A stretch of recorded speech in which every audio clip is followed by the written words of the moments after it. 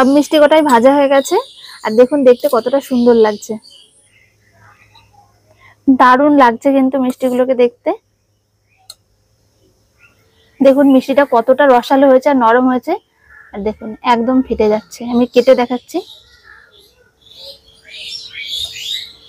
ভেতরটা দেখুন কতটা সুন্দর হয়েছে, একদম কিন্তু রসালো হয়েছে আর দারুণ লাগছে দেখতে।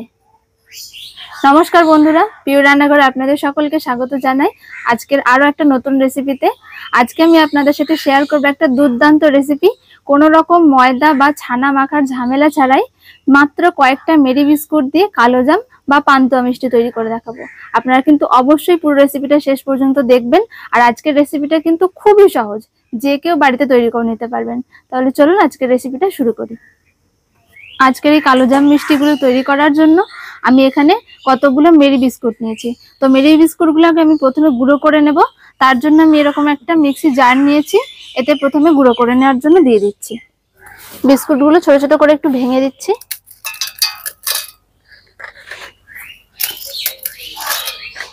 এই মেরি বিস্কুট দিয়ে কালোজাম আপনারা বাড়িতে তৈরি করবেন যেভাবে আমি তৈরি করা দেখাচ্ছি।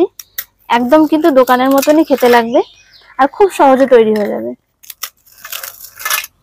সব বিস্কুটগুলো আমি গুঁড়ো করে নিয়েছি।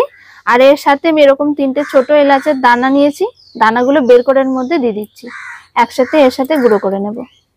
এই এলাচের দানাগুলো দিলে বেশ সুন্দর একটা গন্ধ বেরোবে আর স্বাদটাও কিন্তু খুব ভালো আসবে। বন্ধুরা, আমি বিস্কুটগুলোকে খুব ভালো করে গুঁড়ো করে নিয়েছি।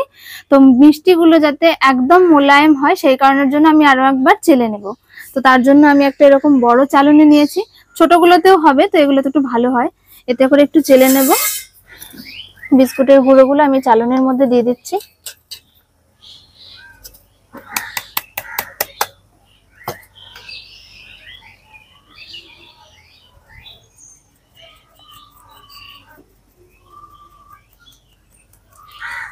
দেখুন এই দানাগুলো থেকে গেছে, এই দানাগুলোর জন্য কিন্তু মিষ্টিগুলো একদমই মোলায়েম হবে না।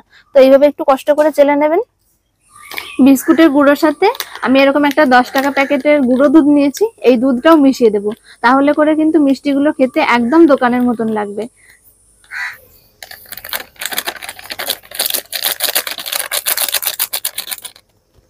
এর সাথে আমি দিয়ে দিচ্ছি 2 চিমটি খাবার সোডা। একদম কিন্তু অল্প দিতে হবে, নয়তো মিষ্টিগুলো ফেটে যাবে। দেখুন 1 চিমটি আর এই যে 2 চিমটি দিয়ে দিচ্ছি খাবার সোডা। এবারে সব উপকরণগুলো একসাথে মিশিয়ে নিচ্ছি।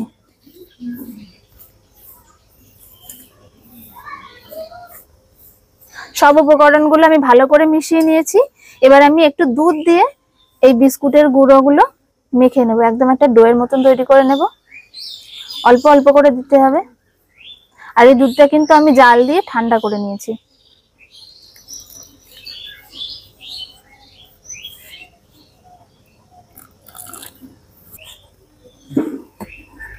দেখুন একটা ডোয়ের মতন তৈরি করে নিয়েছি।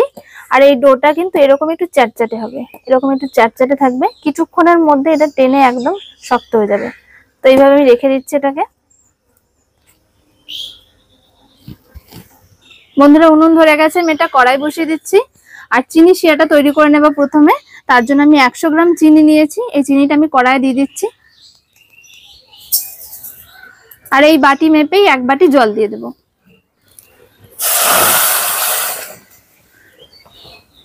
চিনিটা গলে গেছে খুব ভালোভাবে।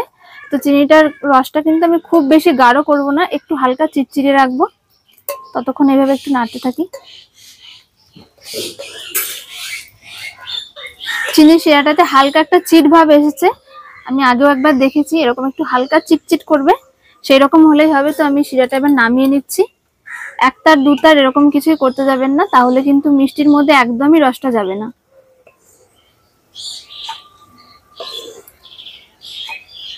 এদিকে কিন্তু এই বিস্কুটের যে ডোটা আমি তৈরি করে রেখেছিলাম সেটাও বেশ টেনে গেছে। এবার আমি এক এক করে কালো জামের মিষ্টির শেপগুলো দিয়ে নেব। হাতে একটু সাদা তেল মেখে নিয়েছি। আর এই ডোটা দেখুন বেশ ভালোভাবে কিন্তু টেনে গেছে। তো প্রথমে এটা শেপ দেওয়ার আগে একটু এইভাবে মেখে নিচ্ছি, তাহলে মিষ্টির গাটা বেশ মোলায়েম হবে।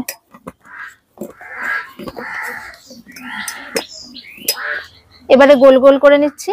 তো মিষ্টিগুলো আপনারা যেরকম সাইজের করতে চান সেই রকম ভাবে তৈরি করে নেবেন। আমি মোটামুটি একটা এরকম শেপের তৈরি করে নিচ্ছি।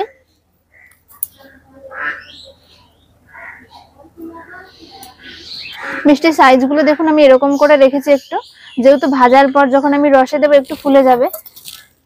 এইভাবে বাকিগুলোকেও তৈরি করে নেব। সব কালোজাম মিষ্টিগুলো দেখুন আমি ভালোভাবে শেপ দিয়ে নিয়েছি, একদম গোল গোল করে, আর এরকম মোলায়েম করে দিয়েছি। আবার আমি কড়াইটা বসিয়ে দিয়েছি। এবার ভাজার জন্য একটু সাদা তেল দিয়ে দিচ্ছি, আর তেলটাকে একটু মিডিয়াম করে গরম করে নেব। তেলটাকে আমি মিডিয়াম করে গরম করে নিয়েছি। এবার একে একে মিষ্টির বলগুলো আমি দিয়ে দিচ্ছি তেলেতে। একসাথে কিন্তু খুব বেশি দেওয়া যাবে না। প্রথমেই নাড়বো না, একটুখানি হবে ভাজা, তারপরে নাড়বো। আর দেখুন তেলটা কিন্তু এরকমই হালকা গরম করতে হবে, বেশি গরম করলে কিন্তু মিষ্টিগুলো একবারে পুড়ে যাবে আর ভেতরে হবে না। একটু উপর দিয়ে তেল ছড়িয়ে দিচ্ছি এইভাবে।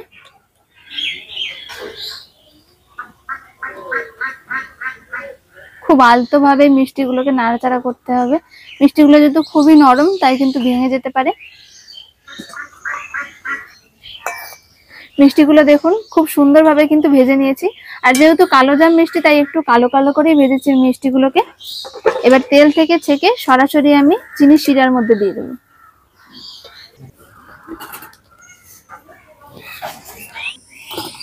সব মিষ্টি কটাই ভাজা হয়ে গেছে, আর দেখুন দেখতে কতটা সুন্দর লাগছে। এইভাবে মিষ্টিগুলো আমি 1.5 থেকে 2 ঘন্টার মতন ভিজিয়ে রেখে দিচ্ছি, তারপরে আপনাদের দেখাচ্ছি মিষ্টিগুলো। 1 ঘন্টা পরে মিষ্টিগুলোকে আপনাদের দেখাচ্ছি। দেখুন মিষ্টিগুলো দেখুন কতটা সুন্দর ফুলেছে। যেগুলো আগে দিয়েছিলাম সেগুলো দেখুন এরকম বড় বড় হয়ে ফুলেছে, আর এগুলো একটু পরে দিয়েছি তাই এগুলো এখনো একটু ফুলতে বাকি আছে। তো যেগুলো ফুলেছে সেগুলোই আপনাদের দেখাচ্ছি আমি। দেখুন কতটা সুন্দর ফুলে বড় বড় হয়েছে, একদম দারুণ লাগছে কিন্তু মিষ্টিগুলোকে দেখতে।